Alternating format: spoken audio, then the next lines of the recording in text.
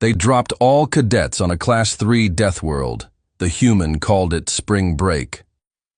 The screams began before the drop pods even hit the ground. A massive creature burst from the jungle canopy, 6 meters of claws, teeth, and muscle, slamming into a landing pod and tearing it open like paper. Cadets scattered in terror, weapons fired wildly, and in the middle of the chaos, the human stepped out of his pod, stretched his arms, and grinned. "Wow," he said casually. "This place looks awesome."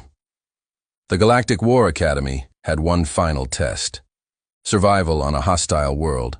Not a simulation, not a training field.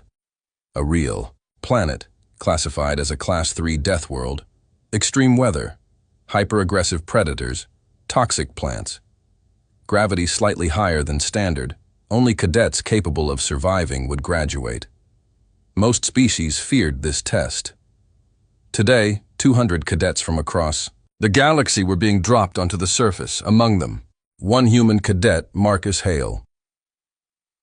The moment the drop pods landed, panic erupted. The jungle was alive. Towering alien trees blocked the sky. Strange insect swarms buzzed through thick, humid air. Predatory animals roared from somewhere deep in the forest. Four-legged reptilian cadet shouted into his communicator, "Form defensive positions." Another screamed as a plant vine wrapped around his leg and dragged him into the undergrowth. High above, instructors watched from orbit. Their sensors tracked the chaos unfolding below, and one instructor pointed at Marcus. "Why isn't the human running?" Marcus stood in the clearing examining the ground. He crouched down, touched the soil, smelled the air, then he smiled. "Reminds me of home." 3 cadets ran toward him in panic. "Human!" one shouted. "You must hide." Marcus blinked. "Why?" A deafening roar shook the trees.